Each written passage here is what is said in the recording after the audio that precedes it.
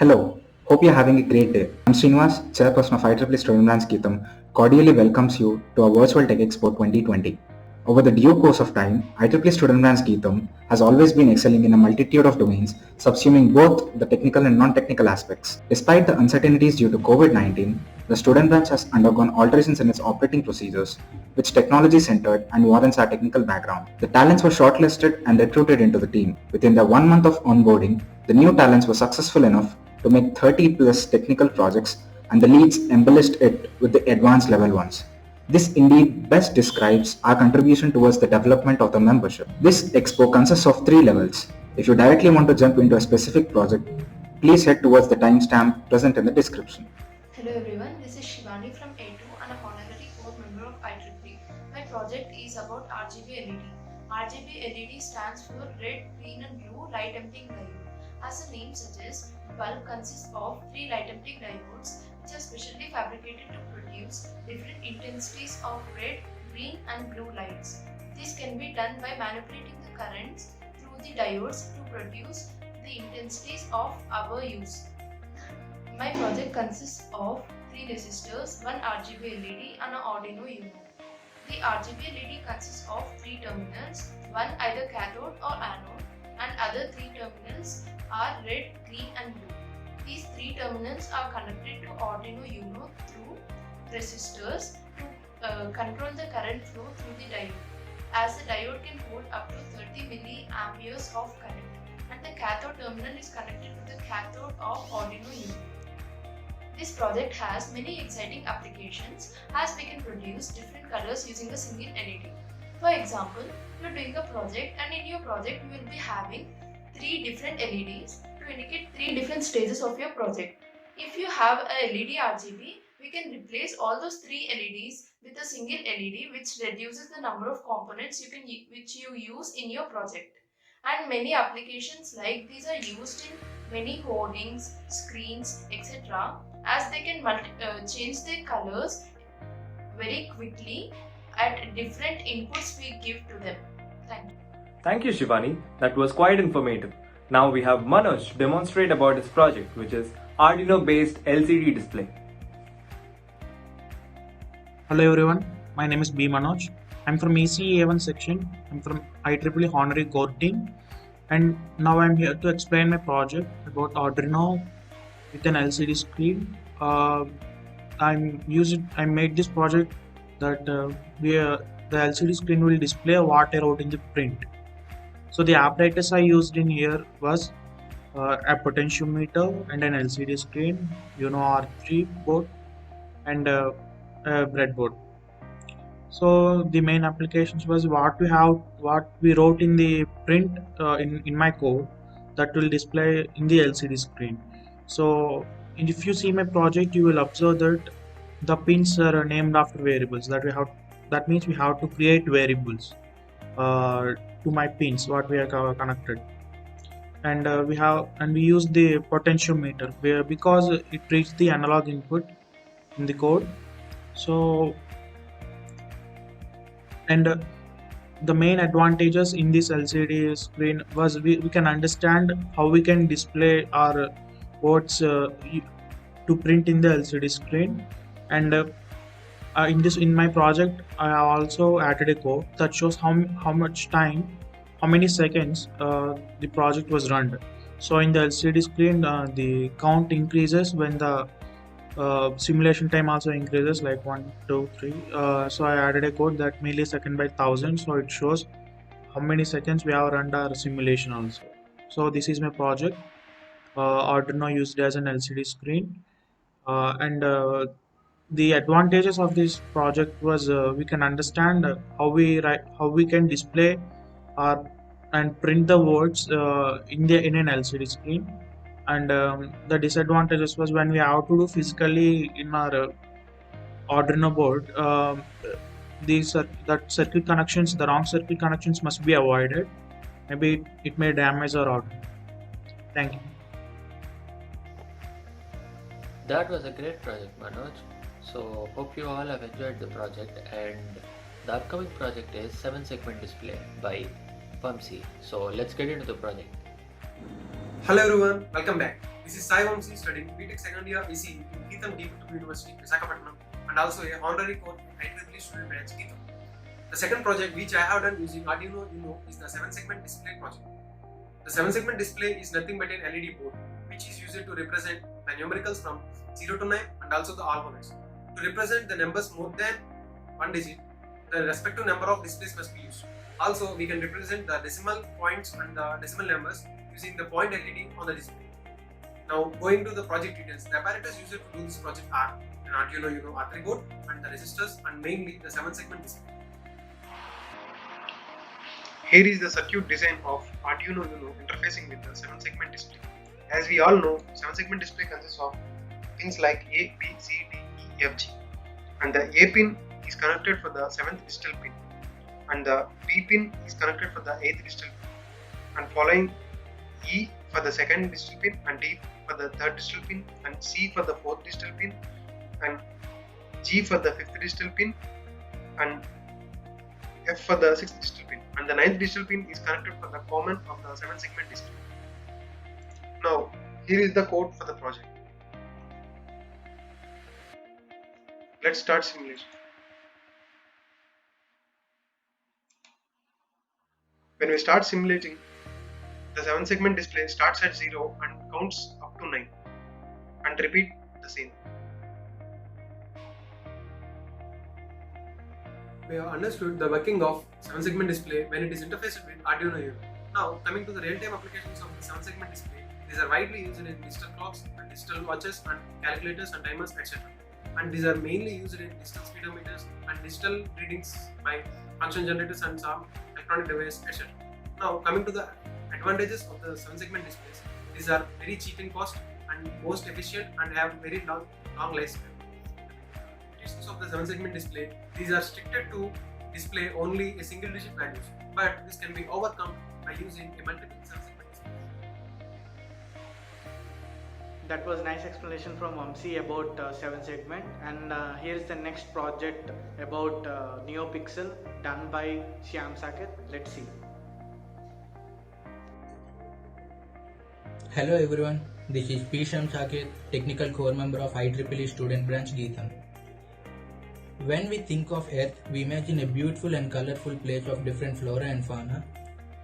And my project and my vision is to emulate the same in my project.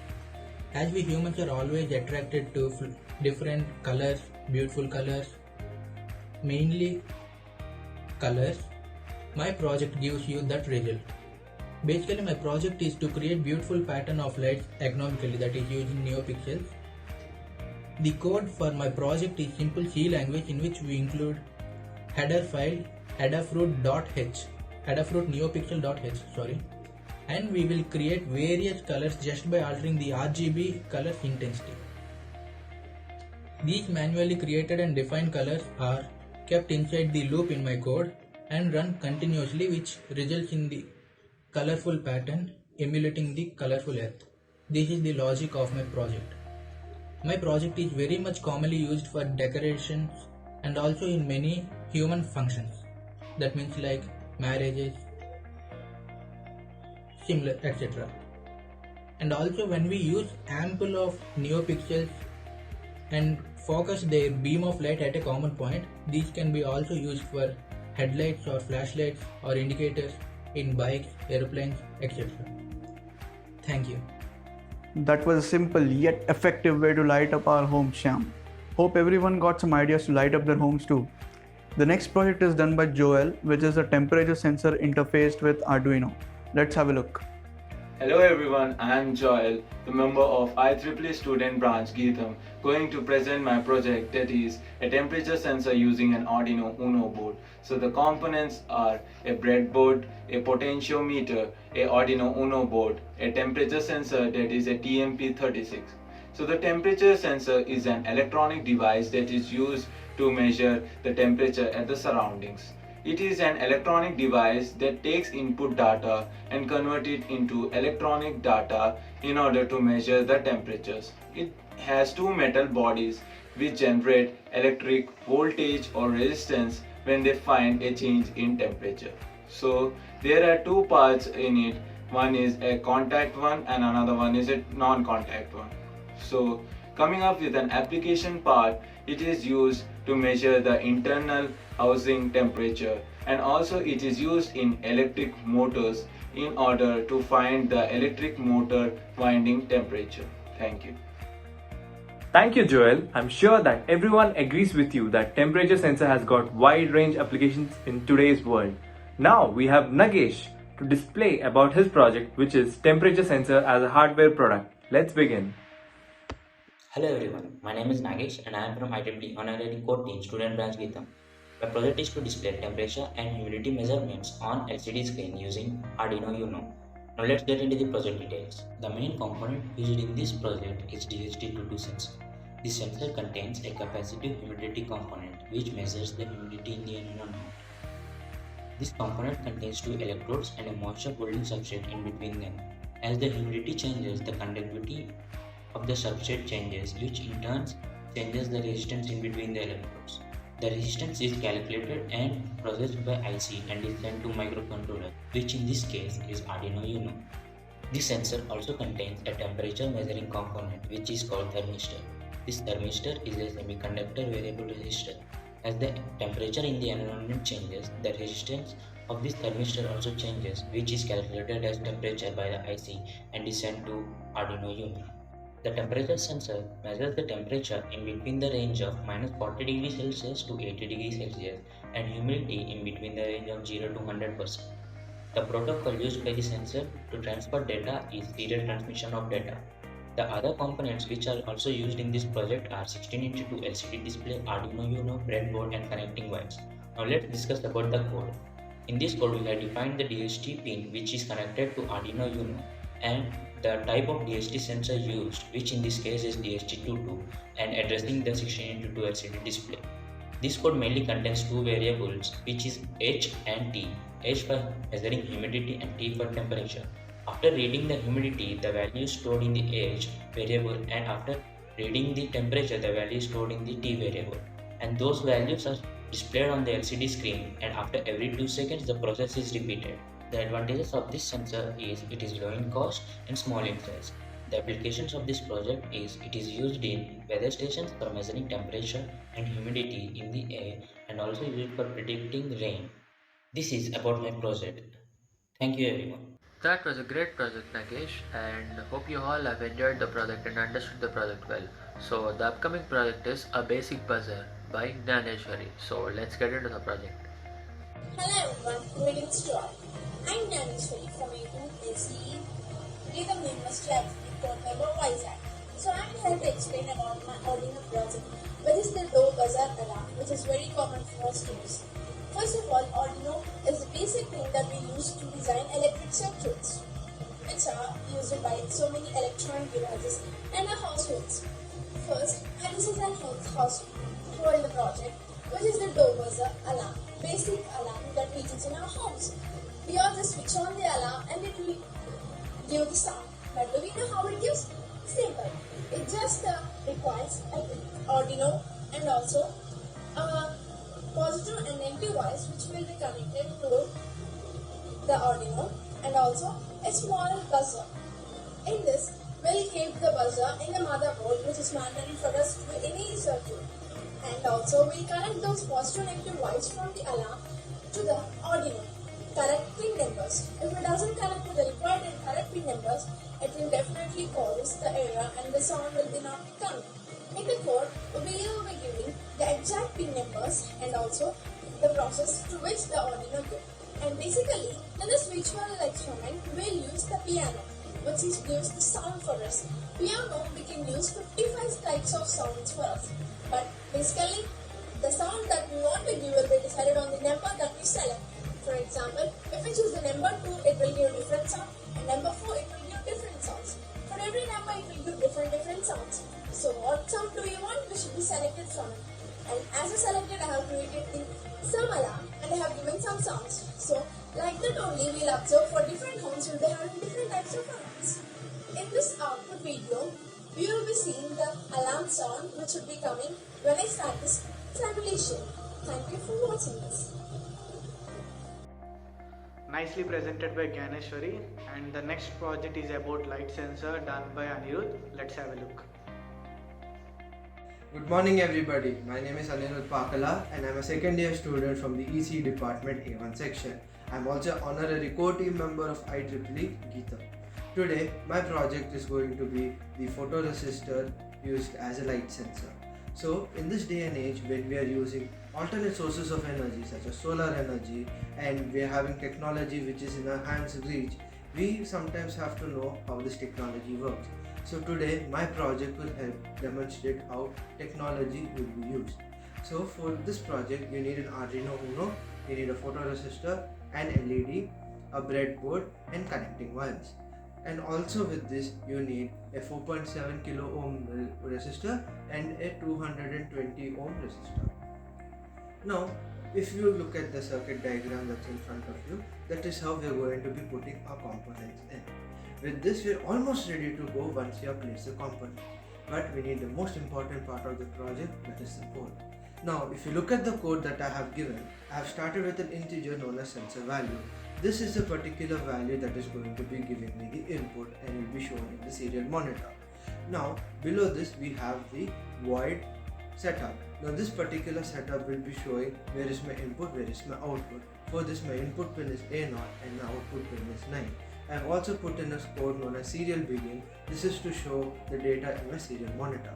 Now coming into the main aspect, that is in void loop, I have put my serial sensor value to a particular function known as analog read. This is to give my value an analog aspect to it. After this, I am going to be serially printing whatever value that comes from the photoresistor. Along with this, since the values that are going to come from the photoresistor are going to be digital in nature, we are going to analog print them using the map function to transform it from a digital sense to an analog sense. After that, I have put in a delay of 1 microsecond so that we can notice the change present in the photoresistor's sensitivity. So as we turn on the switch, you will notice that if we increase the sensitivity of the photoresistor, we are seeing a change of values. This showcases the intensity of light hitting the photoresistor. Now since you know all about the project, I will be telling you its various applications. One of the major applications of this particular project is we use it for monitoring the amount of light that falls onto the solar cells in solar farms. Also along with this, we use it for lighting our street lamps if light goes low to turn them on at night. Apart from these are extremely useful in navigation systems such as LiDAR technology, also known as light detection and ranging.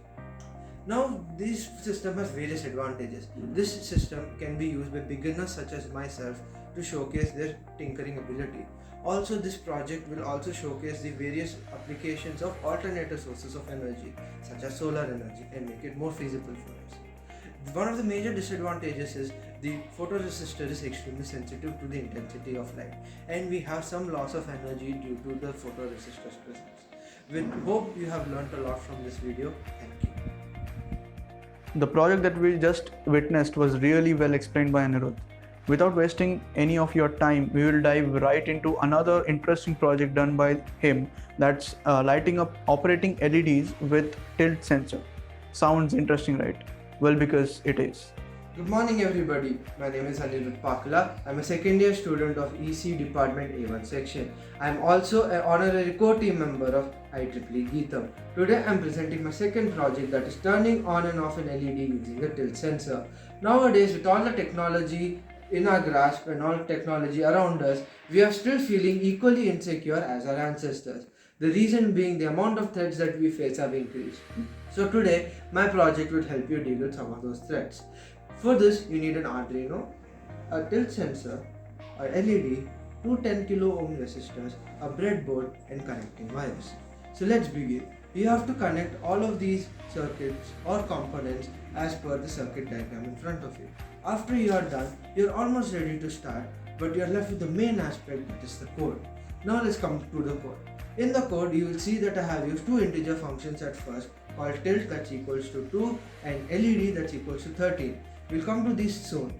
And after beyond this integers, if you come to the setup, that's a void setup, you'll find that I have put my input as tilt and my output as LED. This is the reason I have put the integers first, so that people who are new to technology will be able to understand why is what and why is my input and output. Now after I put my input and output, I have gone to the main aspect of the code, that is the loop. In the loop, I have put in an integer known as reading. This particular integer will be digitally reading my input, that is tilt.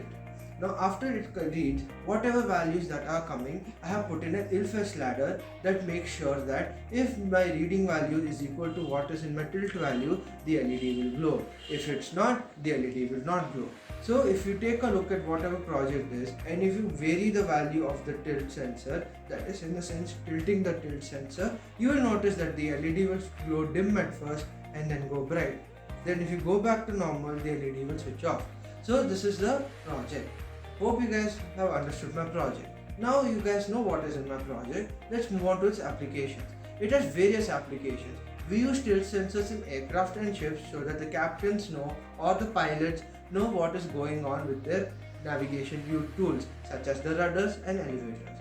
We also use this for homeland security, such as connecting them to doors to make sure that intruders are alerted if you connect it to an alarm system or a buzzer. Moving to the advantages. Nowadays, with the improvement of IoT and the usage of the Arduino, it has become simple for beginners to use this project. Also, this project will allow people to improve the security of their homes. Now, one of the disadvantages is that the tilt sensor is often prone to damage and is highly sensitive. So that is the only disadvantage to this particular project. Hope you guys have learned something important from this. Thank you very much. Thank you, Anirudh. Your project, which is turning on an LED using a tilt sensor, is definitely an innovative one. So now, moving on to the next project, we have Shivani to illustrate about the usage of a servo motor. Hello everyone, this is Shivani from A2 and a honorary core member of IEEE. My project is a basic demonstration of control of servo motor using a potentiometer on Arduino Uno. The components that I used are the Arduino Uno microcontroller, the potentiometer, which is the input device or a varying resistance, the servo motor, which is the output device which gives mechanical output. I connected servo motor as an output device to the Arduino, whereas giving the input to the servo motor using potentiometer through Arduino Uno. The code of the project mainly consists of it gives the varying potentiometer values to the Arduino Uno, which in turn processes the values and gives a sensible input to the servo motor, which rotates accordingly to the given input. The servo motor offers 180 degrees rotation like a door hinge or an elbow joint in our body. The servo motor's hands are very delicate, so we should not rotate them manually when we are doing the project physically.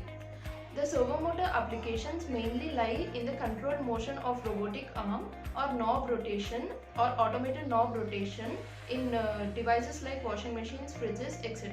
Thank you. That was a pretty good project, Shivani. So, hope you all have enjoyed the project and understood the project well. So, now the upcoming project is Arduino Thermin by Mayuka. So, let's get into the project. Hello everyone, my name is Mayuka from ECE Section A2 second year. I'm from Technical Department and a honorary core member of IEEE Student Branch. My first project using Arduino is a musical theremin. A theremin is a device which generates music without any physical contact. I used an ultrasonic distance sensor along with the Arduino to make such a device. The other components that I used in this project are LEDs, resistors and a buzzer. A buzzer is used to generate sounds required for this project. A distance sensor identifies the placing of the finger, the positioning of the hand movement and plays the sound accordingly as given in the code. The buzzer is the one which generates sound required as shown in the code. This is the circuit design and this is the code for the musical theremin device. As you can see, there are 7 different LEDs connected to resistors, each of 220 ohms. The buzzer and the ultrasonic distance sensor are connected to the breadboard and the Arduino. As you can see in the code, I used hashtag define node, which is used to define the nodes. Since there are 7 different LED lights, I'm only using 7 of the code nodes. Next, you can see int and using the definition for the digital pins connected to the LEDs and the sensor for trigger and buzzer. In the setup, everything is set to output and echo is set to input. In the void loop, first the digital write trigger is set to high, then it is delayed and set to low again. The calculation for the distance is given and the condition for the distance sensor is starting from 10 and varying each node by 20 centimeters. So then when the hand is positioned in different places centimeters each, if it concedes the distance of 150 centimeters, the buzzer is set to low, which means so it is 30, 50, 70, 90, 110, 130 and 150 next, which is, or else it's set to low. We'll start the simulation.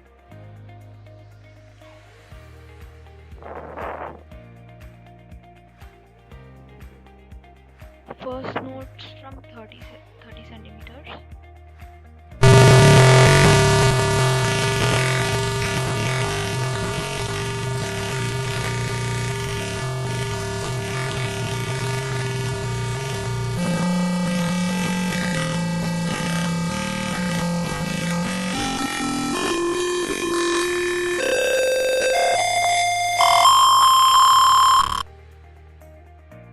So we can just play the device without touching or pressing any keys with just the movement of hand. We can see the distance changing in the serial monitor and the LEDs glowing respectively. This is my project. Thank you. That was a great explanation, Mayuka, and Gyaneshwari is here to explain her next project about traffic lights. Let's see. Hello everyone, greetings to all. I'm Gyaneshwari from IEEE code number 82EC, Vizag Geetham University. I'm here to explain about my Arduino project, which is based on traffic signals. Actually, we all know that Arduino is a small output-input device which is used to make electronic devices and electronic circuits. Now the project is based on traffic signals. We all know that traffic signals are very much necessary for all of us to follow, and we must know that the signals are very useful for us and also will save us from death to life matters. And we doesn't know that how much they display the different colors, that is red, yellow and green. We all know they will glow at the right time, but do we know how they glow? So here I am to explain about the simple logic. It is all based on the Arduino. The components which are required for this are a simple Arduino and the 300 ohm resistors which should be connected to the LEDs. LEDs are the color lights which are taken here. These are red, yellow and green. And we need the connecting wires which should be in a proper manner, that is red and negative. Positive and negative wires we should take. And motherboard, which is very important for us to connect these all components onto it. And the USB cable, which is necessary for us to connect to the computer. First of all, we'll connect the LEDs onto the breadboard and the resistors, which should be connected in the down to the every LED. And the connecting wires are connected to each pin from the breadboard to the Arduino. And then we'll connect the USB cable to the source and we'll just on the simulation. When this is on, the red, green and yellow lights will be glowed. We all know that red symbolizes us to stop and the green to move forward and the yellow to be get ready. So this is the process in which we'll be seeing in the roads the traffic lights. Those three will be glowing at the right time. And this is a simple circuit, and using these amount of resistance and all in the large components, they will glow the bigger lights. In the output, I'll be showing the code for this and also the output how it came. In the code, it is mandatory for us to check twice that the pin numbers are connected and they entered correctly. If not, the code will become the error. Thank you so much. That was a very crisp explanation by Gyaneshwari. We just got to see how a primitive traffic lighting system works in general. The next project is automatic lighting system done by Kishore. Hope you enjoy this project and the explanation. Hello everyone, my name is Kishore Jadhav. I am from ECA1 and I am a core member of IEEE. My project is automatic lighting system.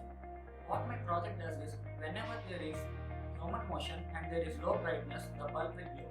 But even if there is human motion but there is high brightness, the bulb won't glow. I have used an Arduino Uno, PIR sensor, a relay module, a photoresistor, 1 kilo ohm resistor, power supply and a bulb in this project. Now coming to the working of this project, I have used a PIR sensor, which is a passive infrared sensor which detects the heat that is generated in the form of infrared light. The PIR sensor consists of a pyroelectric sensor which detects the heat and Fresnel lens which converts all the infrared light onto the pyroelectric sensor. Whenever there is human motion in the field view of the PIR sensor detects the heat and it sends a signal to the RF receiver of the Arduino. I have also used a photoresistor whose resistance changes with the luminosity. Whenever there is sunlight, due to the photons, the electrons get excited and the electrons move from valence band to the conduction band. So there is huge amount of current and there is a decrease in resistance. I have also used a relay module in my project. This relay module acts as a bridge between the low power devices and high power devices. The low power device here is the Arduino, which is a microcontroller and will be operating in 5 volts. And the high power device is the bulb which requires high amount of power to glow. Now let's see the working of this relay. This relay consists of an electromagnet which gets activated with low voltage. Now consider a low power circuit and a high power circuit and a relay. Whenever current is flowing in the low power circuit, due to the electromagnet, current will be induced in the high power circuit. So we can operate the high power devices. So these relays can be used in operating high power devices such as DC motors using low power devices such as microcontrollers. Now coming to the Arduino board, I have kept the pin 5 as the output and analog pin 5 and pin 8 of the Arduino as the input. I have defined two float variables x and y. One value x will give the value of the digital sensor and y will say the LDR value. If the value of x is greater than 0 and y is less than 550, the bulb will glow. I have set the time for which bulb will be glowing is 5 seconds. Depending on our applications, we can change the time for which the bulb glows. Now coming to the applications of this project, these automatic lighting systems can be used in institutional corridors and there is power only when there is human detection and low brightness, so they can be used in power saving systems. Thank you IEEE for giving me this opportunity.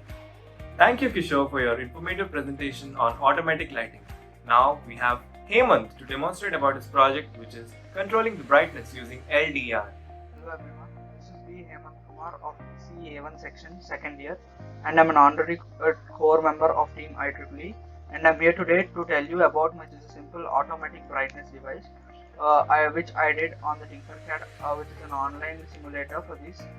And the major components which I used in this project are an LDR, a light dependent resistor, and our Arduino Uno board and an LED.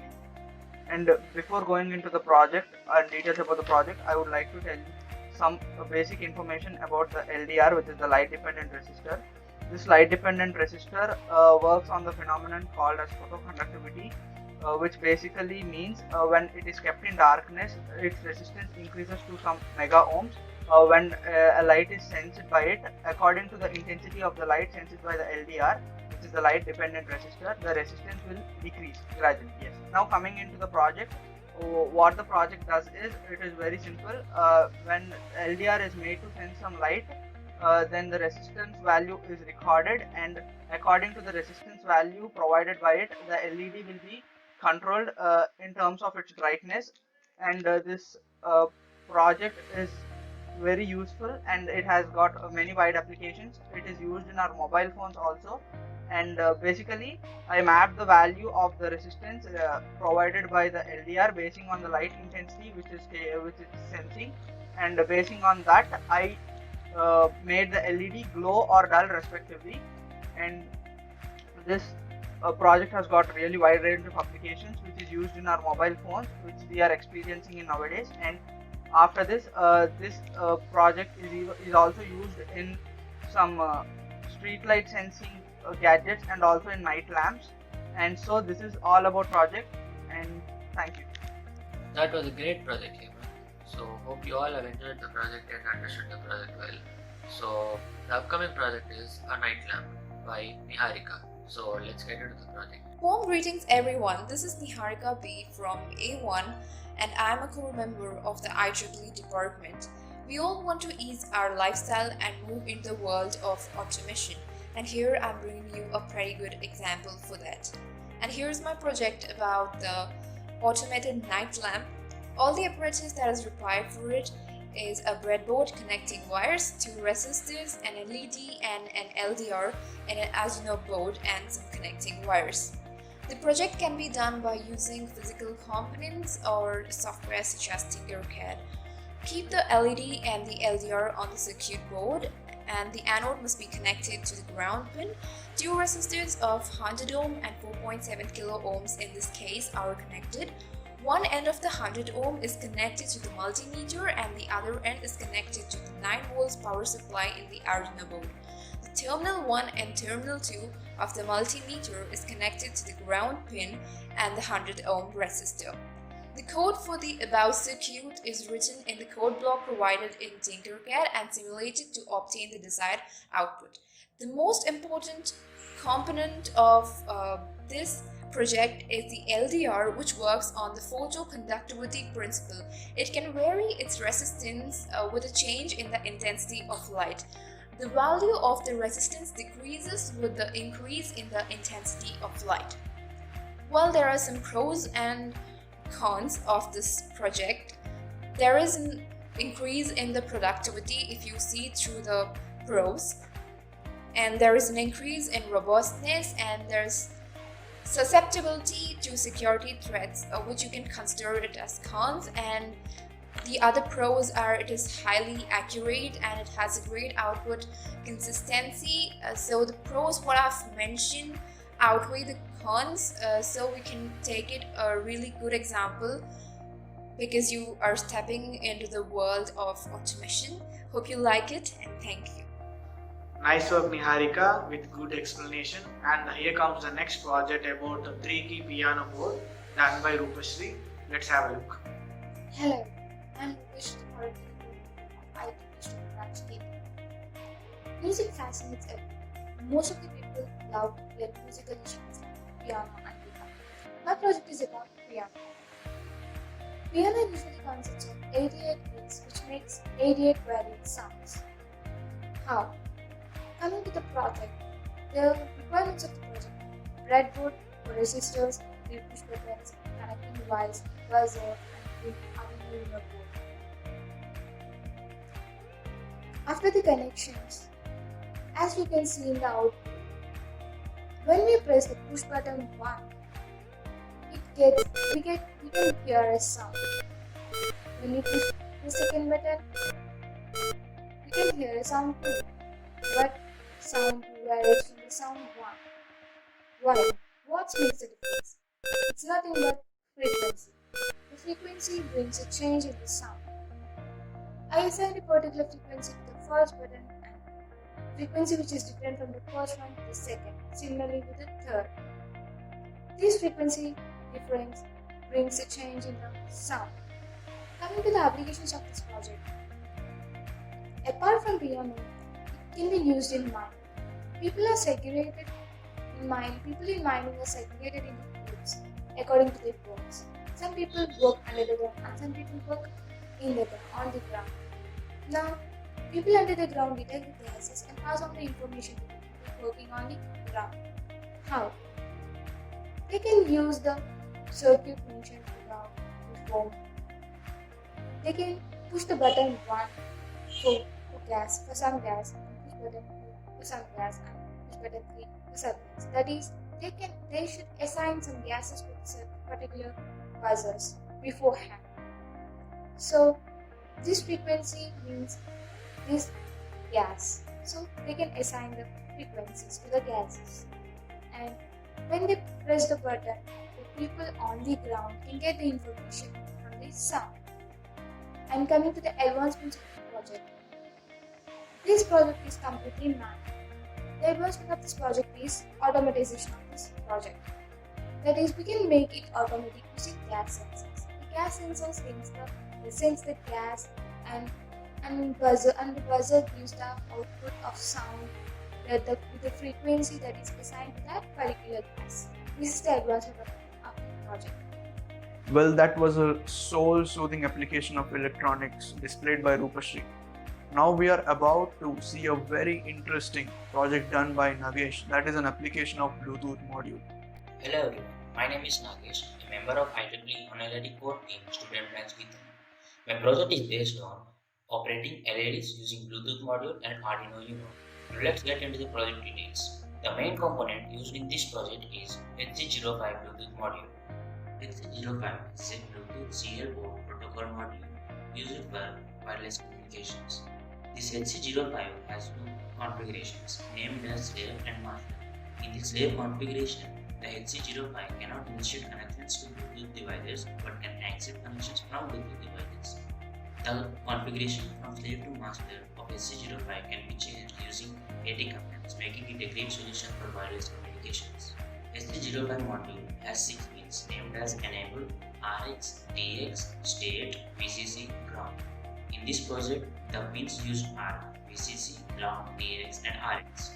The VCC of Bluetooth module is connected to 5V pin of Arduino Uno, and ground is connected to ground pin of Arduino Uno. The TX pin, which is also known as transmitter of Bluetooth module, is connected to receiver of Arduino Uno, and the receiver pin of HC05 module is connected to transmitter of Arduino Uno. The other components used in this project are 3 LEDs of different colors, 3 resistors, Arduino Uno, and breadboard. Now let's get into the code. In the code, we have defined the 3 LEDs to 3 different particular digital pins. And next, we have initiated the serial monitor for reading the characters sent by the Android app to HC05 module when the connection is established. The Android app, which I use, sends a capital letter A, capital letter B, and capital letter C, and switch 1, 2, 3 are on, and small a, small b, and small c when the switch 1, 2, 3 are off. So the sent character from the Android app to HC05 module is read by the microcontroller, which in this case is Arduino Uno, is stored in the variable val. So when capital letters are read, the LEDs get on, and when small letters are read, the LEDs get off. The applications of this project is using Bluetooth module, we can make a home automation. Using mobile, we can turn on and off our lights, fans, and appliances in the home. Thank you. Thank you, Nagesh, for presenting the uploadable Bluetooth module. Now we have Jahnavi to present her project, which is Arduino to be used as a keypad. Hello everyone, I'm Jahnavi, core member of IEEE Student Branch Geetham. In this video, I'm going to explain about the project that I've worked on, that is Arduino keypad interface. Keypad is a simplistic component which is used as an input device in different projects where there is a need to send commands to perform tasks. Keypad is a matrix encoded with an arrangement of push buttons connected in XY matrix. In this project, I used a 4x4 keypad that consists of 16 keys connected in parallel, arranged in 4 rows and 4 columns. When a key is pressed, column will become low as current flows from high column pin to low row pin. Arduino identifies the column of the key by scanning for low on columns. In case of row, Arduino must make the rows high one by one and check for the column pins to become high. This is continued till the earlier detected column becomes high. In this way, key pressed is identified. Here are rows and columns where these are connected to the digital pins of Arduino. So let's start simulation. Here we can see that after pressing the keys, the numbers are being shown in the serial monitor. So that's how it works. There are several applications such as Arduino based calculator, home security system, home automation system, password based door lock system, where input data is given to the system. Thank you. That was a great project, Janvi. So hope you all have enjoyed the project and understood the project well. And let's get into the next project by Abhilash, which is a security system by using Arduino and keypad. So let's get into the project. Hello everyone, this is Abhilash from ECE-A1 and IEEE core member. I am here to give a presentation on the project, which is a security system. The components that I have used in the security system are a 4x4 membrane switch keypad, an LCD display, piezoelectric buzzer, 2 LEDs, and Arduino. Now let us get into the working of this project. So whenever you type anything using the keypad, you can see that password you have typed will appear on the LCD display. Let us say that you have given a wrong password. The system will verify this password and will give the output as wrong password. And let us say if you have given more than 6 numbers, and the system will display that you have reached the limit. So what happens when you give a wrong password for more than 3 times? When you give a wrong password for more than 3 times, the system gets shut down and buzzes the alarm. And this is because the switch that I have used, which is a relay switch. Initially, the relay switch, the power of the Arduino and the LCD both are short circuited. So whenever you give 3 wrong passwords, the relay switch gets activated and open circuits the circuit between the power and the LCD, so that you cannot see the display and you cannot give the input password. Let us see what happens if you give a correct password. So whenever you give a correct password, the system verifies, and if the password is correct, the system welcomes you and turns on green LED. The applications of this security system, you can use the security system to store highly confidential files. So whenever any intruder tries to open this log more than 3 times, the system gets logged and buzzes the alarm. Not only confidential files, you can store many things like your stationery, books, etc. Nicely explained by Abhilash. Hope this project has huge scope in the future. And here comes the next project about door buzzer using ultrasonic sensor done by Kishore. Let's see. Hello everyone, my name is Kishore Yadav. I am from ECA1 and I am honorary core member of IEEE. My project is making a door buzzer using an ultrasonic sensor. The ultrasonic sensor that I am using in this project will act as a distance sensor. It tells the distance at which the object is placed. By using this value of distance, we will turn the buzzer on or off. I have used an Arduino Uno, an ultrasonic sensor and a buzzer in this project. Now coming to the working of this project, first of all the ultrasonic sensor emits an ultrasonic wave. This ultrasonic wave hits the object and it will be again received by the ultrasonic sensor. The time taken for this process is taken in microseconds. We know that speed of sound is 340 meter per second, but the distance range I am using in this project is in centimeters. So for easy calculations, I will convert speed of sound in centimeter per microseconds. So speed of sound will now be 0.034 centimeter per microseconds.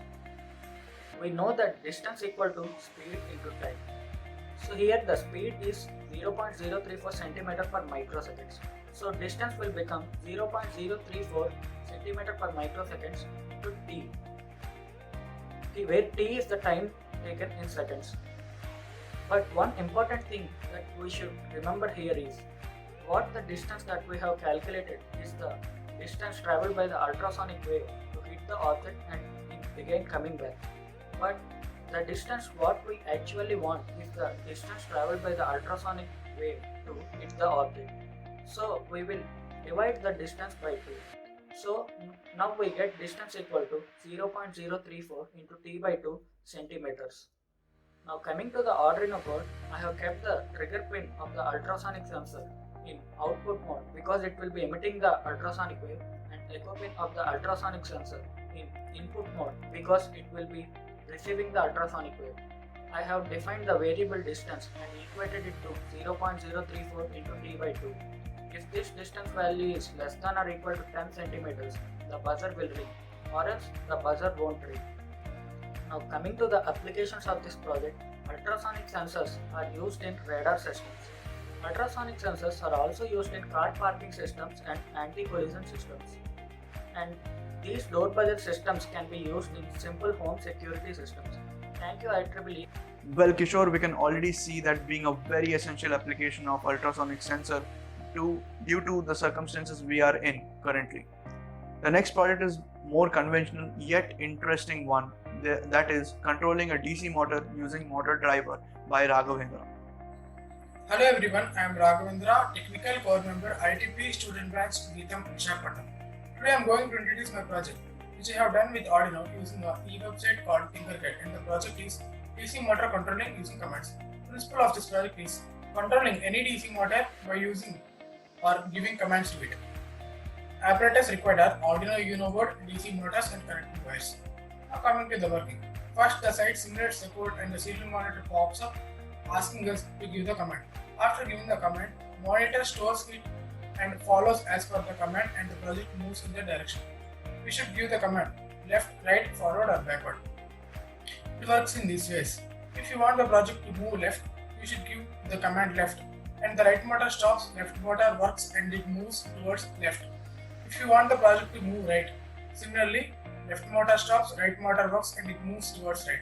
If you want the project to go forward, you should give the command F so that it rotates both motor in clockwise direction and it goes forward.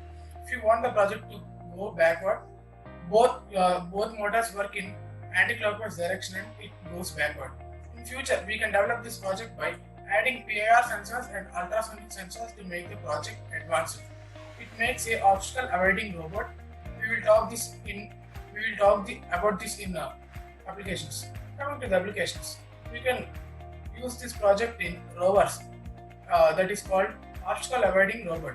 It is mostly used in space. It works like the project moves in a direction and it avoids any substances or objects coming towards it. It moves in opposite directions to the objects or it will move left or right.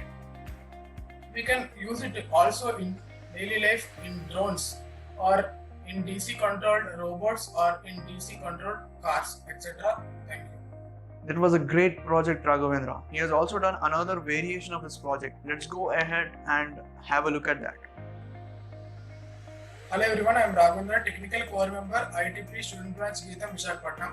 I came up with another project increasing speed of DC motor using potentiometer.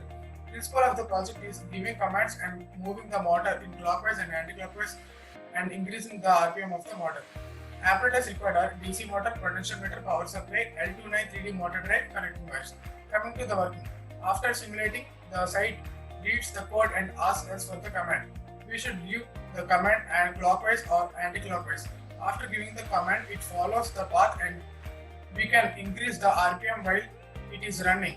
We can increase the RPM up to 13,500 because it is the maximum rotations per minute of a DC motor. You may ask me what is L293T motor drive. It is a popular 16-pin motor drive integrated circuit as the name suggests it, mainly used in these drive motors. A single L293D integrated circuit is capable of running two DC motors at the same time. Also, the direction of the two motors can be controlled independently without depending on other motor speed. Coming to the applications, this project is having very good applications. We can transport heavy loads from one place to another place without any human work. After delivering the load to other point, after clicking a button anti-clockwise, the mission comes back. We can increase the RPM to do the work fast. In daily life, we can use it in lifts in apartments and we can also use in minings. Thank you. Thank you, Raghavendra, for your commendable control of DC motor. Now we have Shanmukha to illustrate the purpose of a gas sensor. Thank you, Raghavendra, for your commendable control of DC motor. Now we have Shanmukha to illustrate the purpose of a gas sensor. Hello everyone, I am Shanmukha from Technical Department, IEEE Student Branch, Geetham, Visakhapatnam. I have tried many technical projects. One of them is gas detecting project. This project consists of a gas sensor, LCD, breadboard, resistors, LED with connecting wires and with the help of an Arduino Uno. Gas sensor is a device which detects the presence or concentration of a gas in the atmosphere. Coming to the logic and the code of this project, I have done this project with the help of a Tinkercad, an online version with the help of a C program. The process as follows. When the gas around the gas sensor, the concentration of the gas is low, so the output on the LCD is given as safe and all clear, and the green light glows. When the concentration of the gas is increased, the output given is alert and the red light glows. When the concentration of the gas is heavily increased, the output given is as the piezo or the buzzer rings, which is an indication to the person that it is a toxic gas. And in this program, I have used a time delay of 1000 milliseconds, which is equal to 1 second, and the serial monitor, which starts at 400 for this project. Coming to the applications of this project. The applications of this project are they can be used at industrial purpose, at home, and many schools and colleges and everywhere, because the sensor can detect the toxic gases in atmosphere. With the detection of these toxic gases, we can save a person's life. Thanking you. That was a great project, Shanmukha. So, hope you all have understood the project well. And the upcoming project is a car parking system by Shanmukha. So, let's get into the project. I am Shanmukha from Technical Department IEEE Student Branch Geetham. I have tried many technical problems. One of these is car parking using ultrasonic distance sensor. This project consists of Arduino Uno, resistors, LED, piezo, ultrasonic distance sensor, and connecting wires. Ultrasonic distance sensor works by emitting sound waves at frequency very high. Then wait for the sound to be reflected back, calculating the distance based on the time required. Coming to the logic and the code of the project, I done this project using a Tinkercad, an online version with the help of a C program. The logic begins. If the car is away from the sensor of 100 cm, the green light glows, an indication to the driver to go. And when the car is between 50 to 100 cm, the yellow light glows. And if the car is between 25 to 50 cm, the red LED glows below 25. The buzzer rings, an indication to the driver to stop the car. The maximum range of this sensor that I have used in this project is 18.4 inches. The speed and the time can be calculated using the physics laws. Coming to the applications of this project, there are many applications of this project in everyday life. We can use this project at parking lot and parking places. There is no damage to our car. These are the examples. Thanking you. Nice job, Shanmukha. Hope this concept is implemented in every car. And the next project is about distance belt using PIR motion sensor and vibration motors. And this is done by Sai Kiran. Let's go. Hello everyone, this is Sai Kiran from IEEE Technical Department, IEEE Student Branch Geetham University, and I am here to show you my project about the distance sensing device using ultrasonic sensors, a buzzer, and Arduino Uno R3. Major components in this are Arduino Uno R3 and an ultrasonic distance sensor, a buzzer, and breadboard if needed. The ultrasonic sensors emit a sound wave of ultrasonic sound wave in the direction specified, and the sound wave is disturbed by any of the obstacle in between. Then the sound wave will reflect back and hits the ultrasonic sensor. And if the ultrasonic sensor detects the sound wave, then the ultrasonic sensor conveys the same to the Arduino, and the Arduino will decode and will activate the buzzer to make it a really high sound reflected into this. And we can specify a specific distance in this sound for making this project used for a wide range of applications. Some of the applications in this project are: we can make a blind man safely walk on road without any of the volunteers volunteering him to cross roads or walking on any of the disturbances roads, etc. This project can also be used as auto car parking devices for parking cars automatically by sensing the obstacles and distances between the other cars surrounded by it. So that's about it for the project. Thank you. That was a great initiative by Sai Kiran to help the needy. The upcoming project is done by Niharika. That's an automatic hand sanitizer. Again, it has its importance in the current scenario. Warm greetings everyone, this is Niharika B from A1 section, and I'm a core member of the IEEE Technical Department, and I'm here to present you a project on the automatic hand sanitizer dispenser. As the name suggests, it is quite simple.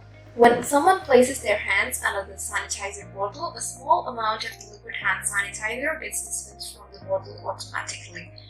This concept is quite similar to the automatic hand wires placed in public places. The apparatus required for designing this hand sanitizer are an Arduino Uno board connecting wires, a servo motor, and an ultrasonic detector, which is gonna detect ultrasonic sound waves when the object is placed under it. The transmitter of the sensor transmits the ultrasonic waves, and the receiver of the module receives those ultrasonic waves. The servo motor is going to rotate 90 degrees for 1 second whenever an object is detected by the ultrasonic sensor, and it will press the cap downwards, releasing a small amount of the sanitizer. And the advantages of the sanitizer are it is easy to use, and there is the right amount of sanitizer which is getting dispensed equally so that you can clean your hands with the appropriate amount of sanitizer. And the disadvantage is that the batteries have to be refilled from time to time, and the cost is quite high as it is completely an automatic system. And the applications can be seen in our day-to-day life during the current pandemic situation, as everybody has to cleanse their hands with an appropriate amount of hand sanitizer from time to time. Hope you liked it. Thank you, Niharika, for your resourceful project. Now we have Joel to demonstrate about his ultrasonic sensor distance. Hello everyone, I am Joel, the member of IEEE Student Branch Geetham. Going to present my project. It is ultrasonic distance sensor using an Arduino Uno. So the components that I've used is Arduino Uno board, a LCD, a ultrasonic distance sensor, breadboard, a potentiometer, and a jumping cable. So ultrasonic distance sensor measures the object distance by determining the time travel taken by the sound to reflect back. So the ultrasonic distance sensor consists of two parts, that is a trigger part and a receiver part. So the trigger part transmits the ultrasonic waves which strikes the object present at a certain distance from the sensor. So these waves then bounces back and get collected at a receiver terminal. So the distance taken by the wave can be calculated using a formula, that is distance equals to speed into time. So coming up with an applications part, it is used in radar system to locate the location of an object. Another one application is that which is used for automatic car parking. One of the advanced form of this process is LiDAR process. The LiDAR process stands for light detection and imaging. So one of the application of this LiDAR process is it is used to locate objects using the speed of light. Thank you. That was a great project, Joel. So hope you all have understood the project well. So the upcoming project is remote controlled LED by Manoj. So let's get into the project. Hello everyone, my name is B. Manoj. I'm from ECE1 section. From IEEE Honorary Code team, and my project is IR remote controls LEDs. In my project, when we click any button in an IR remote, the LEDs will turn and off. So let me explain my project here. Here I used the apparatus, 10 resistors with 1 kilo ohm resistance, and 10 red LEDs, and an IR sensor, and an IR remote. We all know that when we give an input from the IR remote, that IR sensor will receive the signals and it will shows the output. So first we have to create a library, that's IR remote.h. So first we have to create a library on my code, and we have to write serial begin 9600. So it is used to communicate with the serial monitor, and I can use that. And you can see in my code, if you observe my code, you can see that pin -2. I wrote that because the first LED is connected to the pin number 2, but the first LED will close when we click 0, because I wrote here pin -2, it's second pin, 2 -2 0. So if it's connected with the second pin, but we got here 0. So if we click 0, the first LED will close. So every pin will be connected in that manner. So I wrote pin -2.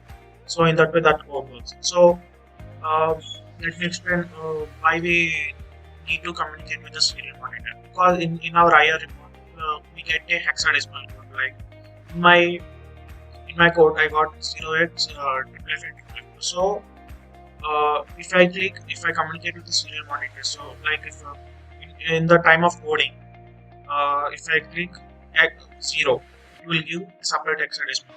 If I click 1, it will give separate hexadecimal code. If I click 3, it will give separate hexadecimal code. So if I in case I have to keep those hexadecimal code and toggle, and we have to break. So in that manner, the serial monitor uses to communicate. It will be useful. And after the code completes, and when we start the simulation, when we click any 0 to 9M, the LED starts to glow, turns and off.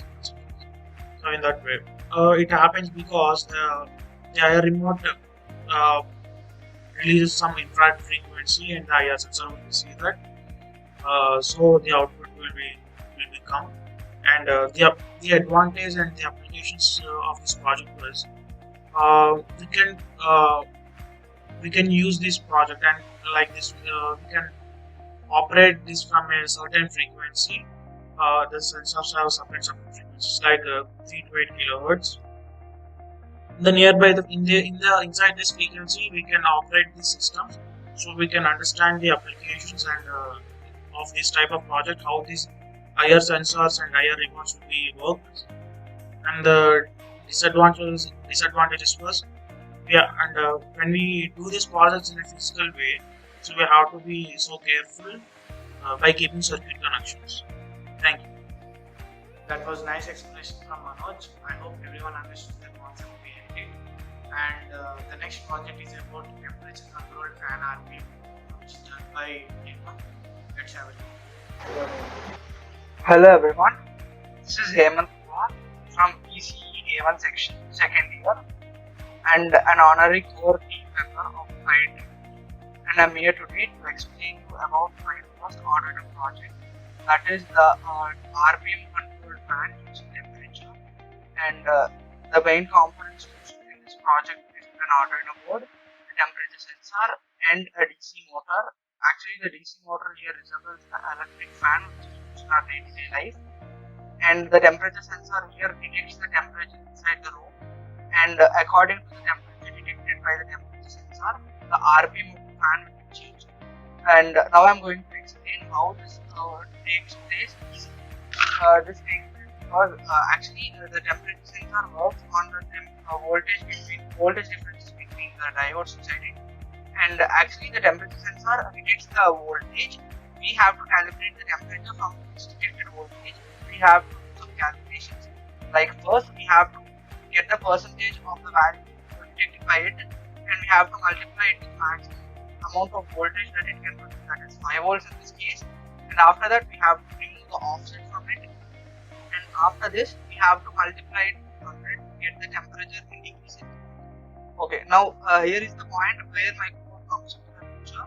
Actually what I did is when the temperature rise when the temperature rise between 0 or minus negative degrees to 90 degrees, the fan RPM will become 0, and only if the temperature increases from 19 and above, the RPM of the fan will increase gradually, and the maximum RPM of the fan, that is DC motor in this case, is 5300 RPM.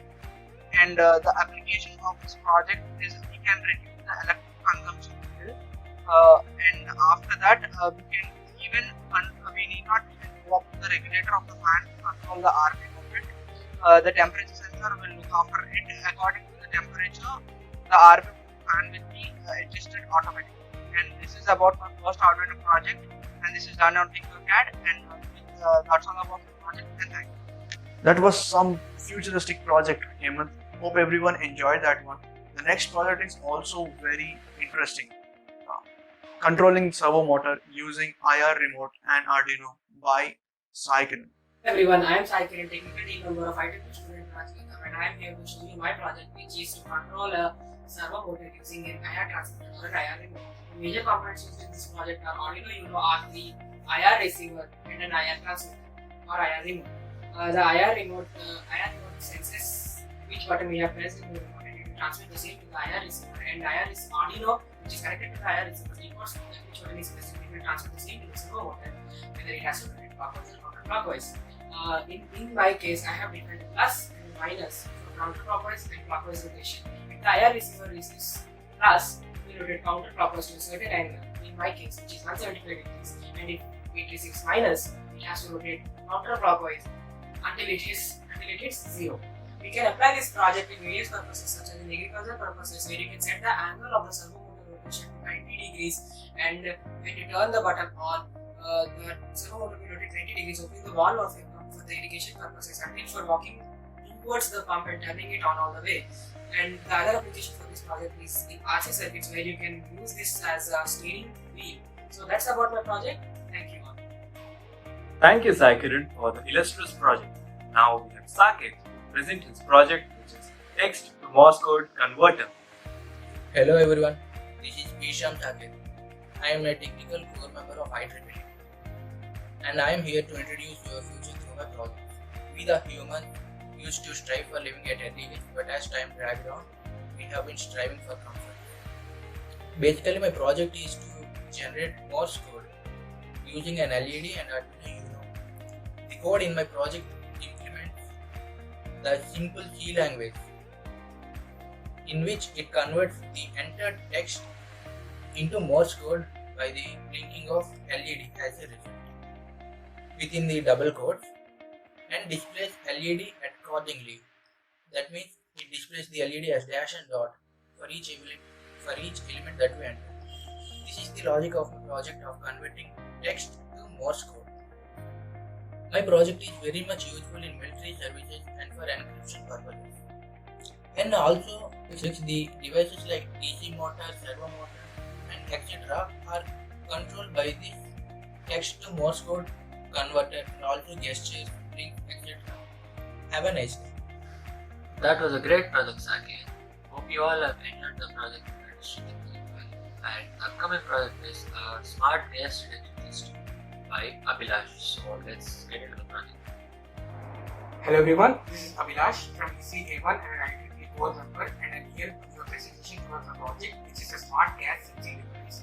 The components which I have used in this device are Arduino Uno for programming, LCD display, gas sensor, ultrasonic sensor which measures the distance between an object or a person, two DC motors which represents a ceiling fan, and a servo motor which is attached to the intensity control knob of a gas cylinder. Let us understand the basic principle of the components which I have used in this project. The basic principle of a gas sensor is it detects the gas and returns the amount of its intensity of gas that it has detected. So here in my code, I have set a threshold value of intensity of gas to 350. So above 350, the sensor detects and shows me the result. The basic principle of ultrasonic sensor is it transmits ultrasonic waves through one of its pin called trigger pin, and those ultrasonic waves hit an object and reflect back and gets received to other pin called echo pin. So the time between transmitting the waves and receiving the waves will be calculated by the sensor in microseconds. And as we know that distance equal to speed into time, as we know the speed of ultrasonic waves are 350 meters per second. So, but here we need the range in centimeters. So we have to convert meters per second to centimeters per second in order to get the range in centimeters. Other two components that I have used in the project are servo motor and a normal motor. So the basic difference between a servo motor and a normal motor is a servo motor needs an extra input, which is its angle. When you give an angle of 180 degrees, for example, the shaft of the servo motor angle rotates 180 degrees. Now let us see how the system works. When there is a gas leakage, the gas intensity is more than the threshold value that I have mentioned in the code. The gas sensor detects and puts the gas sensing device into three stages. The first stage is the gas sensing device will try to turn off all the fans around it in order to avoid the gas from spreading all over the room. And the second one is it will try to adjust the intensity knob of the gas cylinder to reduce the gas intensity. If the first test fails, the system goes to the second test, which is nothing but the servo motor will try to adjust the intensity knob in the clockwise direction. If the second test also fails, it means that the gas intensity remains the same as before, then the whole system goes to the third test, which is the final test. In this test, this system will try to buzz an alarm indicating that there is a gas leakage. If any person acknowledges this alarm and goes near the system, the ultrasonic sensor will sense that there is an object or a person near it, and it will display that there is a gas leakage and it has to be fixed. Application of gas sensing device. The gas sensing device can be used in industries to identify or to prevent any harmful gases from leaking. And not only in industries, nowadays people use it in their homes to protect themselves from any gas leakage. Hello everyone, I'm Harshit. I'm the technical coordinator of IEEE Students Branch Geetham Vishakhapatnam, and I'm here today to showcase you my project, which is completely based on Arduino and some other electronic components. And it's nothing but a liquid soap dispenser or a sanitizer, you can call it any way, and which is very essential in this pandemic. So let's get into the project. So yeah, this is the circuit diagram of my project and this is the code. So first we have to simulate and dump the code into the board right now. After dumping the code, we can see the raw output in the serial monitor right here. And let's see the components which have been present in this circuit diagram first. There are actually 3 LEDs, 2 of them are red and 1 is white, 1 photodiode, 1 potentiometer, 1 transistor and 4 resistors, 1 regulated power supply and 1 motor. So let's give the names to the required components in this circuit. Yeah. Next to the motor,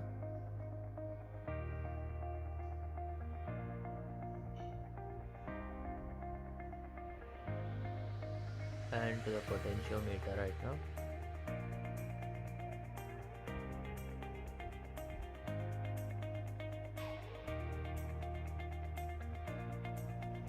So now we have to adjust the photodiode so as to make to work the water pump, which is nothing but a DC motor.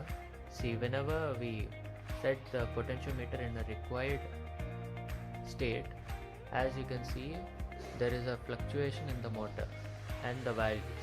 So whenever a person gets his hand near the photodiode, the motor gets activated automatically and it starts pumping the liquid soap or the sanitizer into the palms of the person. So this is the working of my project. Wow, it's a very useful application, Harshit. Very cool. Now let's see how Prithvi designed a radar system to detect an object. Hello, this is Prithvi, Sub-Executive Committee Member, IEEE Student Branch Geetham. I have done a project based on radar system. The component that I have used in this project are ultrasonic sensor, servo motor and Arduino Uno. And how does this ultrasonic sensor work? It has 2 major components called trigger and receiver, where trigger releases the ultrasonic waves and receiver receives it. Whenever the wave is obstructed by an object, then it bounces back from there and the receiver receives it, and the time taken by the wave to travel from trigger to the receiver is taken into account. And as we know, the speed of the sound in air is 340 meter per second, and we have both the values of time and speed, so we can able to calculate the distance of an object by simply using the formula distance is equal to speed into time.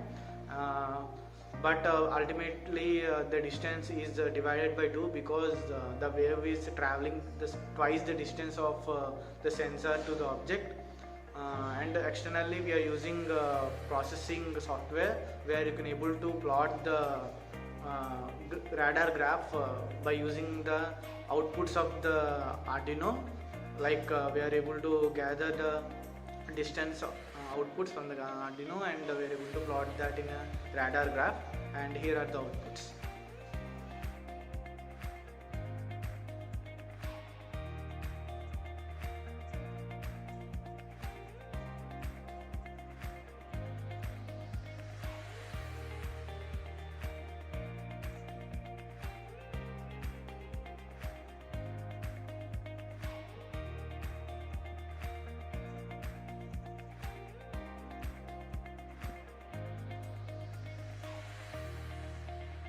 As you can see the output radar graph, the red color indicates there is an object nearby, and green color indicates there is nothing in the range of ultrasonic sensor. And there are numerous applications based on radar system. Military and defense people use this radar system for finding the target, and in aeroplanes, in aircraft, we are able to use this radar system to find the nearest airport or the landing position where we can land safely in bad weather. And coming to road traffic control, we can able to find the speed of the vehicle traveling on road. And the first radar thing is invented in 19th century, and we are using this radar system.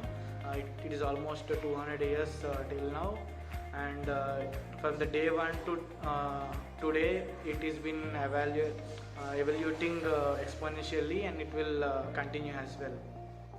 Well, that's a very dynamic project, Prithvi. Now let's see how Anik controlled a servo motor using a smartphone.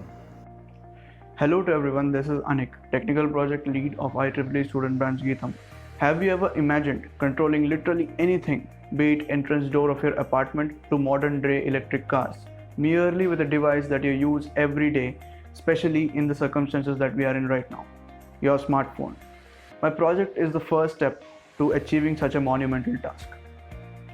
I have utilized the accelerometer of my smartphone and tried moving or rotating a servo motor which is connected to an Arduino Uno. Let's understand what's really happening in this project. Well, in this project, the most important component used is the Bluetooth module HC05, which is tethered to the Arduino Uno, which receives the accelerometer data transmitted by my smartphone using its inbuilt Bluetooth sensor. Here I am using a custom built mobile app that helps encoding the data which is received and decoded by my Bluetooth module that is attached or tethered to the Arduino Uno, which then processes the received data and provides a servo motor with positional information.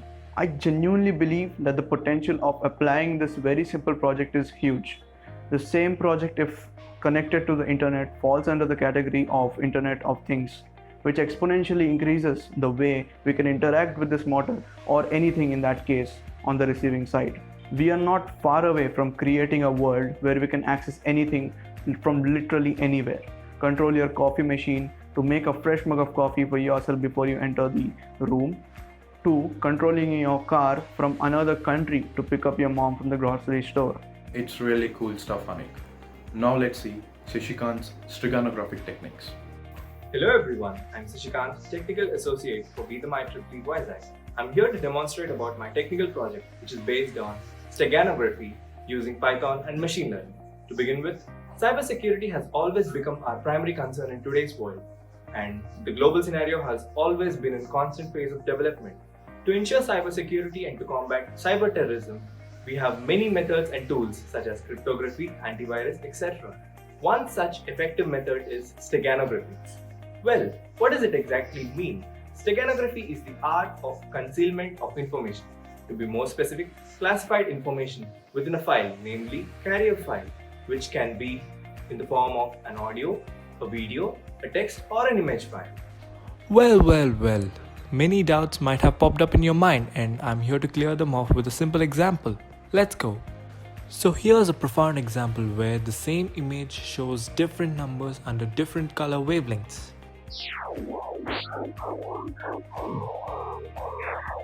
That sounds like an alien invasion, doesn't it? But it's just an audio file which is used as a carrier wave here. Here we have a text file named Wikipedia being encrypted on an audio file which you've heard before. And finally, the audio is being analyzed through a spectrogram revealing the initial image. In our case, it's the Wikipedia text file. Now let's get on to some history of steganography. The first recorded uses of steganography can be traced back to 440 BC. Hysterius sent a message to his vassal Aristagoras by shaving the head of his most trusted servant, marking the message onto his scalp, then sending him on his way once his hair had regrown with the instruction. Now the main question arises: how do we detect an encrypted image Or how do we distinguish between an original image and an encrypted image? Detecting physical steganography requires careful physical examination, including the use of magnification, developer chemicals, and ultraviolet light.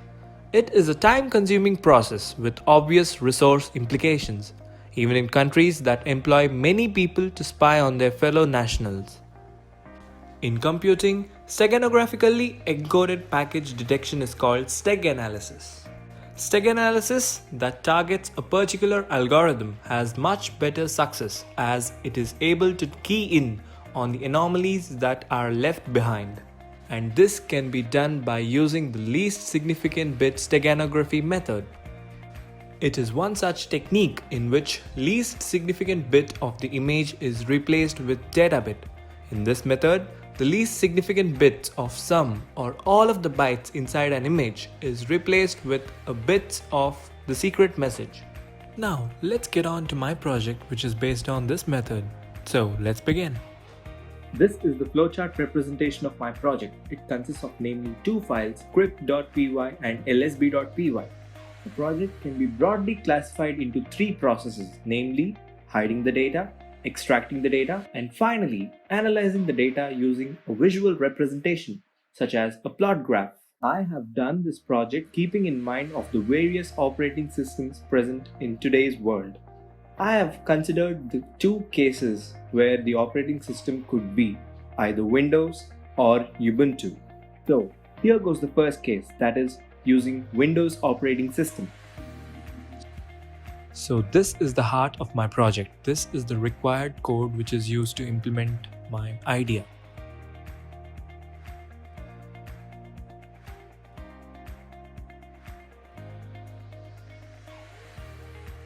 So firstly, I have run the code present in crypt.py file. This is used to encrypt and decrypt the input data. And then followed by lsb.py, which has several functions for several purposes.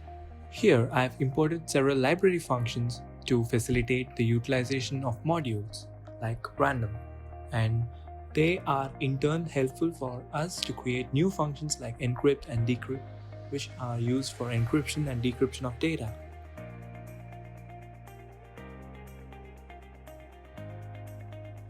Each function has been specifically designed and written in such a manner to eradicate the possibility of errors and to optimize the performance.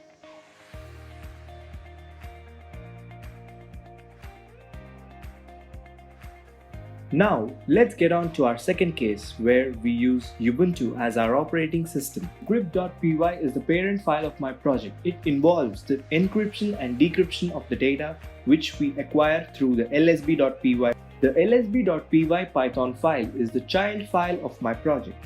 It is the front end of my program and it is used to acquire input from the user. It is used for performing several feature functions like decompose, embed, extract, assemble, and analyze the data which is given by the user. So here's a visual demonstrating about how to get the required output.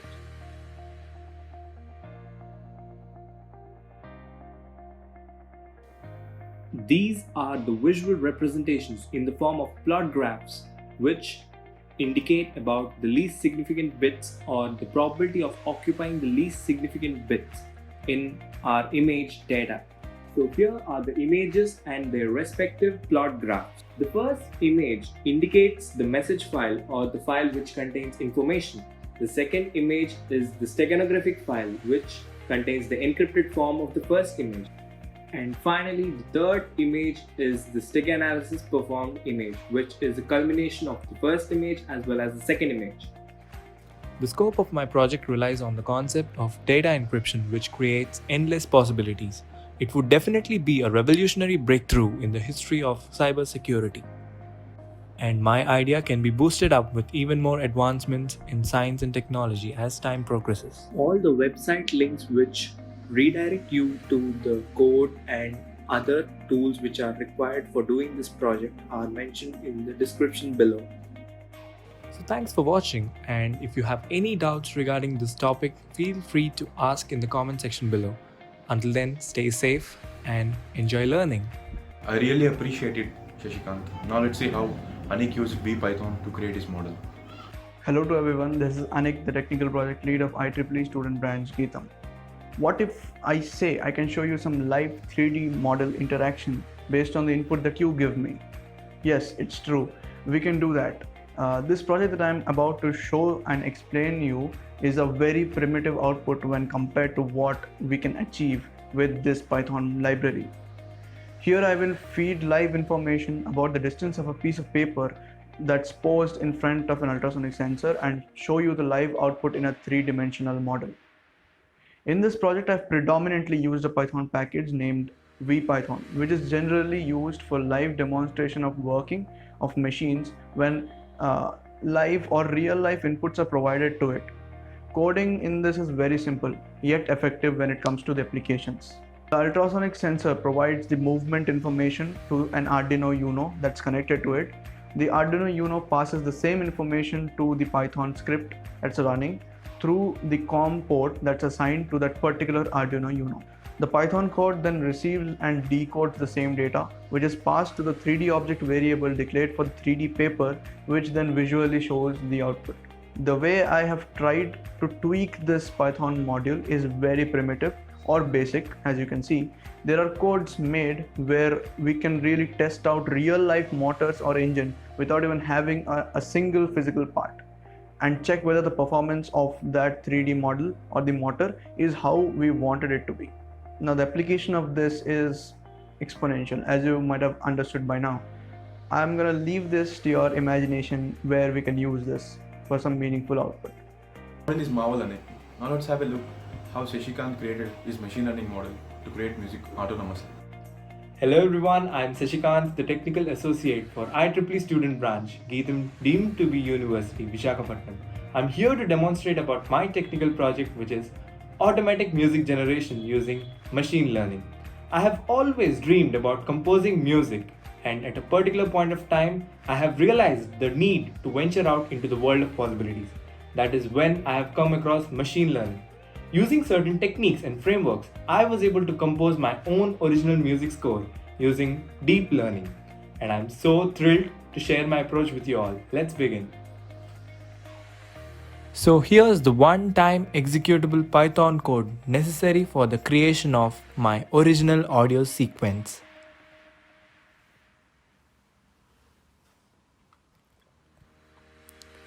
After the execution of the code, we have to wait for a few moments to create the original MIDI audio sequence file.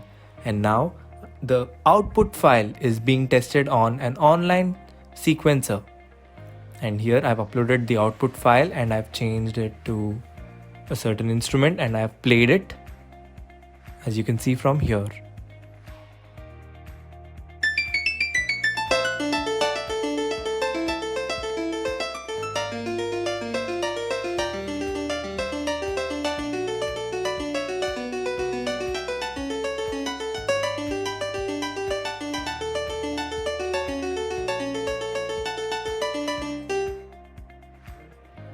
Explained project. Are you ready for the next one? Yes? Well, the next project is explained by Anik and Prithvi, which is called Gender Classifying Chatbox. Well, interesting, right? Let's see. Hello everyone, this is Prithvi, Sub-Executive Committee Member, IEEE Student Branch Geetham. Anik and me have done this project. This project is a combination of two different applications like machine learning and neural network. And here we are using a very simple chatbot which trains itself with few given possible inputs. And if executed, the chatbot will interact with the user. And also we are using a very widely used extensive tool of machine learning called classifier, which will classify the gender of the human being on the basis of the body dimension that we have given as the input.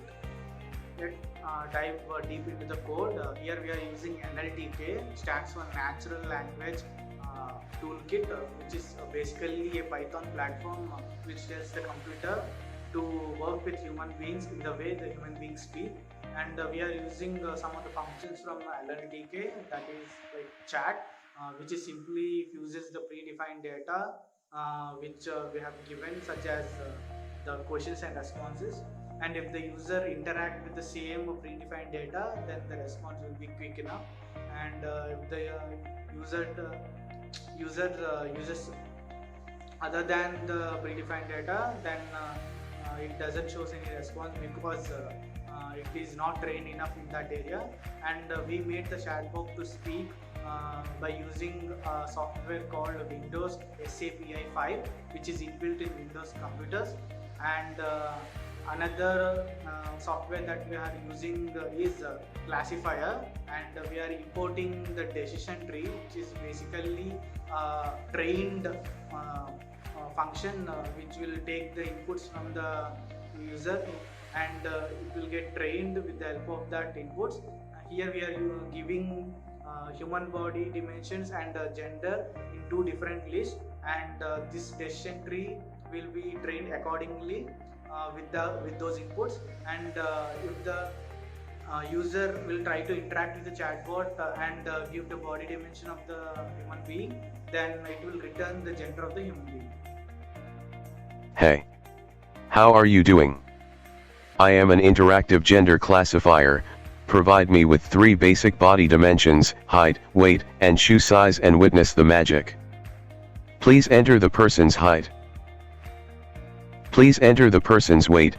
Don't be shy, I am just a machine, I don't tend to judge like you humans.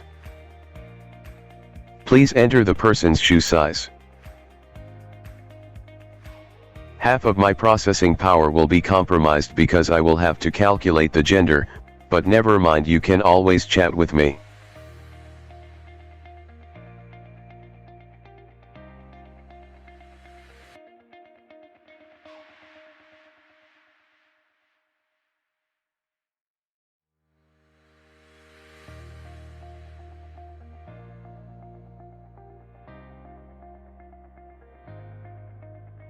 My calculations prove that the person is a male. The classifier that we have embedded within this chatbot asks us certain body dimensions. When we provide those details, it comes back with a result based on the data it is trained on. To make this entire process a little more interactive and to explore new avenues in machine learning, we stitched in a very primitive chatbot. When we provide a predefined input to the same chatbot, it replies us with a predefined response, as we saw in the video. The result of the gender classifier is revealed with a few interesting conversations with the chatbot. The result of the gender classifier is revealed after a few interesting conversations with the chatbot. This was just a very simple way to showcase how interactive machines can be made, and also to demonstrate how trained classifiers work. These are already in use in daily life, like Alexa, Google, Siri. These are the real life examples of such projects. We can also use these classifiers to train for any kind of predictions based on the past data, like stock market price estimator or the very famous recommendation systems. Let me tell you an interesting project right now. It's called Face Control Servo Motor. Have you heard about it? No? Well, it's not a problem. Our Anik will explain you very clearly and very well. So please check it out. A big hello and a virtual hug to the people watching this. I am Anik, the technical project lead of IEEE student branch Geetham. I have tried my hands on a few technically intriguing projects. One of these projects is face tracking servo motor using Arduino Uno. This project finally blends two different concepts and gives us an output that can be used extensively in advanced services. In this, a computer is used to track a human face in front of the camera provided to it using a pre-trained network. The Python code that the computer is running gets us the x-coordinate of the human face that it's tracking. Then the x-coordinate is further transferred to the Arduino Uno that's been connected to the computer, and it processes the coordinate and translates it for the servo motor to move according to the x-coordinate that's been provided or the position of the face. This is just a beginning of the unlimited possibilities that this project can be used for.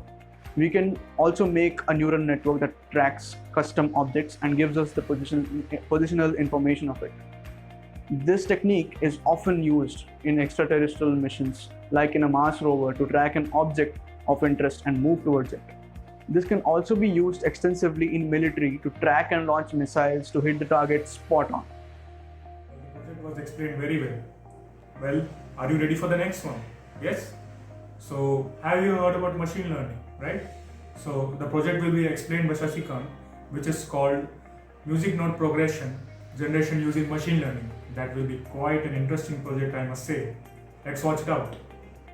Hello everyone, I'm Sashikant, the Technical Associate for IEEE Student Branch, Geetham, deemed to be University, Visakhapatnam. I'm here to demonstrate about my technical project, which is Automatic Chord Progression Generation using Machine Learning. Well, for better understanding, let me define the term chord progression. The term chord progression refers to the order in which the chords are played in a particular song or piece of music. Now, in my project, I have clearly illustrated the use of chord progression as well as its effective generation using existing data sets for its training. That is, the training of the neural network which I have created. So, let's begin. Okay, here's the necessary Python code used for the creation of my neural network. And then I have used 2 training model datasets to train my neural network. Here is the first training model.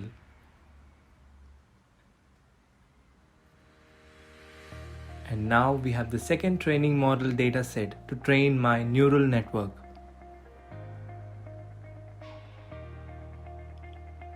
Training of neural network takes the utmost time to deliver optimum performance.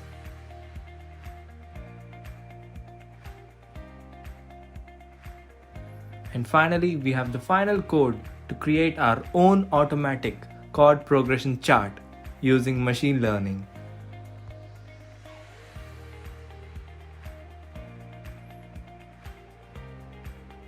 So yeah, this is it. This is the required chord progression created by my neural network using existing training data sets. Communication is a really very big part of our lives. What if we need it in emergency? Well, that is what Anik will be explaining right now. It is called emergency binary communication. Well, are you interested? Let's check it out. Hello to everyone. This is Anik, Technical Project Lead of IEEE Student Branch Geetham, yet again. The project I'm about to show was one of the most difficult, or for the lack of better word, brain-draining projects that I've ever done so far. Here, I tried to use multiple systems together to achieve a real-time communication system between 2 devices under the same network. The devices or the users will communicate with each other using binary digits. I wanted to make this communication protocol universal, but couldn't, because in order to do that, we need to buy a server and make other devices access that. But my code is written in such a way that you can always adapt to such an ecosystem with ease. You just need to connect the client with the server's IP address. That's all you need to do. Here I've used an Arduino Uno, an Arduino Nano, 2 IR sensors for taking inputs, and a computer which is under a Wi-Fi network. There is a server and a client in this project. Both are given the capabilities to communicate with each other in real time. Prateek has connected. Anik has joined.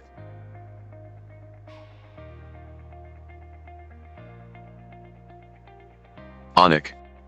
P. Prateek. A. The server is connected to an Arduino Uno with an IR sensor. The client is connected to an Arduino Nano with an IR sensor. When we obstruct the IR sensor, it is accounted as a 0, and when we don't, it is accounted as a 1. By repeating this sequence, we can construct letters and words. For now, I'm restricting my project to pass letters. The information of the IR sensor is passed from the Arduinos to the Python scripts, which then communicates with each other. For communication, I'm implementing the very famous and the easiest, the socket module of Python, which is an easy to understand module and effective for any type of communication. You can literally send yourself, between the devices, anything. The server device hosts an IP address, which is provided to the client device. Then both the devices are connected to each other, and so you can communicate with each other in that connection, using that connection. As said earlier, information is passed in my project using binary digits or binary system. My code also converts these binary numbers to letters, which is way more user friendly. I also added an audio output for the messages received, so that it's way more interactive. My intention was to make an emergency communication system for visually challenged users having smartphones. Generally, every smartphone, the smartphone that you are watching this video on, consists of proximity sensor, which is depicted using the IR sensors in my project. There are obvious scopes of improvements, I say yes to that, in this project, and untapped applications that we cannot yet imagine to use it for. I leave this upon your imagination on how we can use this project to make this world a better place for the people who are visually challenged. Thank you. Well, I hope you are very enlightened after seeing this project, right? Well, now the next project will be explained again by our Prithvi and Anik. The project title is Voice Control Scanner and Pointer. Sounds interesting, right? Let's check it out. Hello everyone, this is Anik once again. Me and Prithvi wanted to showcase you our project, which is a voice controlled scanner and pointer. To make this project, we have intertwined different technologies. Once again, the intention was always to use different concepts and display the possibilities we can create with such combinations. Here we have fused in technologies like speech to text, text to speech, encoding information to Arduino Uno using Python scripts, and so on. For accomplishing the results, we have used an Arduino Uno, ultrasonic sensor, a servo motor, and a computer. We have mainly used the very common speech recognition package of Python to recognize our voice and convert it into text. Matplotlib to construct and plot a radar graph and distance of the object from the sensor, respectively. A serial module to communicate with Arduino through the COM port that's been assigned to the same Arduino. I want to scan. Scanning initiated. Radar setting.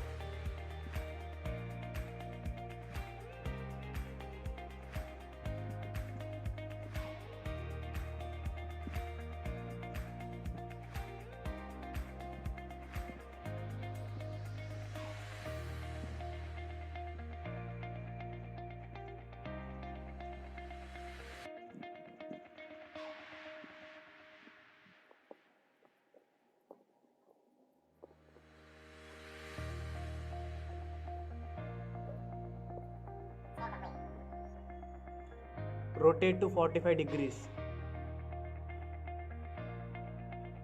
Initiating the turn towards 45 degrees.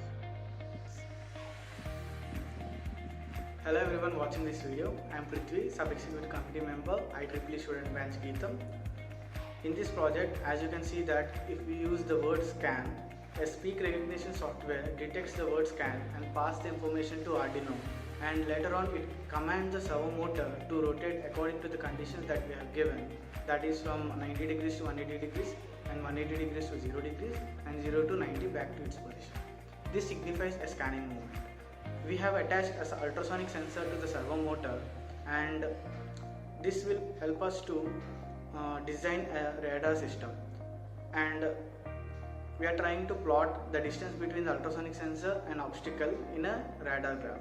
Coming to the next part of this project, we are trying to give a number as an input to the Arduino, and Arduino processes it, and it gives the information to the servo motor, and it will rotate at that particular angle. This project that we have done has huge potential to be developed for advanced services like military, home automations in general. Hello everyone, I am Devisri Alekhya, Chairperson, Antenna and Propagation Society, IEEE Student Branch, Geetham. I want to thank each and every one of you for watching our event, a very first and one-of-a-kind virtual tech expo. I am pretty sure everyone were intrigued and had a great learning experience watching the participants showcase their projects in the most innovative and creative way. Stay tuned to our social media handles given in the description below, and do like, share, subscribe to our channel for more such amazing creative and technical stuff coming right to you. Stay safe, thank you, and see you soon.